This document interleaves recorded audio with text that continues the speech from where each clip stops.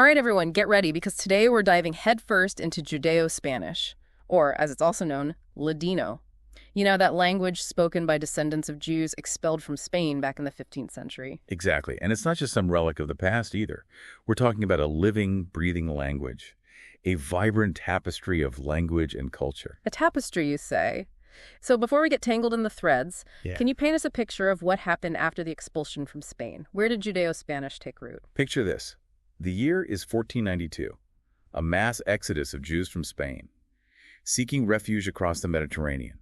Many found themselves in the Ottoman Empire, scattered across its vast territories: Turkey, Greece, North Africa, even the Balkans. Wow, talk about a cultural melting pot. You'd almost expect their language to become a blend of all these different influences. And that's exactly what happened. But it wasn't just a simple blending. Imagine Judeo-Spanish as this intricate tapestry, woven with threads of Spanish, Hebrew, Turkish, Arabic.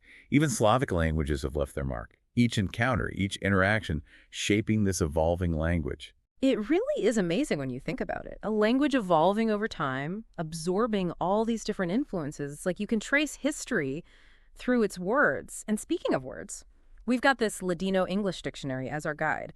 And let me tell you, some of these entries are pure gold. A true treasure trove.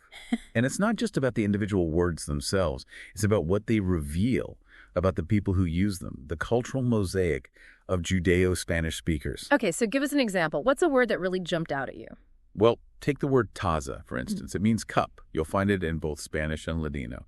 But then you come across finjan in Ladino, which also means cup, but comes straight from Turkish.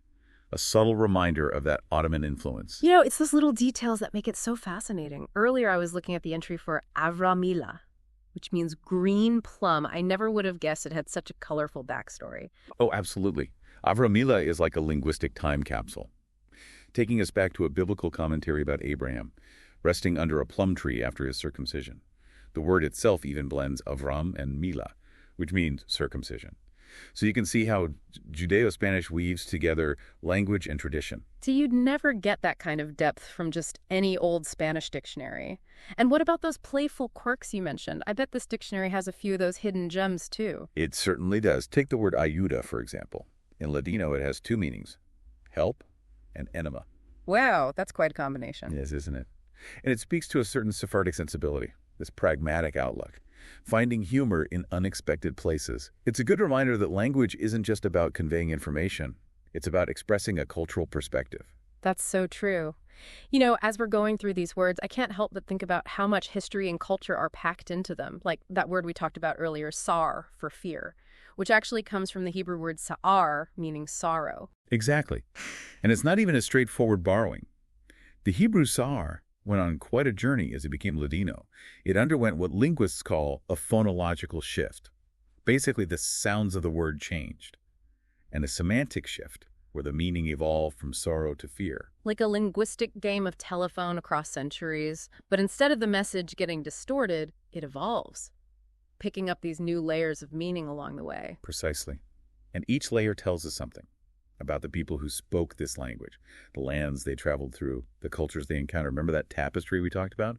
Each thread, each linguistic borrowing enriches the overall pattern. It's just incredible how much these words reveal about a culture. Like they're little keys to a hidden world full of stories and traditions. Exactly. Language is so much more than just communication.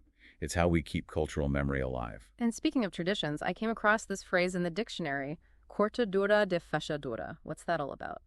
Yes. Cortadura de fachadura refers to a traditional pre-childbirth ceremony practiced by Sephardic women. They would gather loved ones to offer blessings and support to the expectant mother. Imagine a tradition so important to their culture that it has its own special term passed down through generations. It's like a window into a world we might not otherwise know. These aren't just words on a page. They're part of the fabric of their lives. Precisely. And that brings us to another interesting word, baño. Now, it simply means bath, but in Judeo-Spanish, it has a deeper cultural meaning. It evokes the image of the Turkish bathhouse, which was a social hub in Sephardic communities, a place for purification, relaxation, and social gatherings. It's amazing how a single word can transport you. You can almost experience a glimpse of their daily lives. Absolutely. And what better way to understand a culture than through its proverbs? Oh, you know I love a good proverb. I bet those academic papers we have are full of them. They are. For instance, there's one that speaks to the Sephardic value of prudence. El que se acavida en la mancebez, vive con reposo en la viejez. It means, he who takes care in youth lives with peace in old age. A universal truth, if ever I heard one. What other gems did you find? Well, this one made me chuckle. No mejor mandado del que yo me hago. Which translates to, there's no better errand than the one I do myself. I can relate to that one. It speaks to their self-reliance, don't you think? Absolutely. It's a great mix of practicality and that dry humor that seems to be a part of Judeo-Spanish culture. You've given us a lot to think about today. It's been a pleasure exploring this fascinating language with you. We've journeyed through history, unraveled the linguistic tapestry of Judeo-Spanish. We even uncovered some hidden cultural gems. It's been quite a ride. And as we've seen, Judeo-Spanish is more than just words and grammar. It's a testament to resilience, adaptation, and the enduring power of language to connect us to the past. So true. And it leaves us with a question. What is the future of Judeo-Spanish? In a world where languages are constantly evolving, how will this unique heritage live on? That's something for all of us to consider.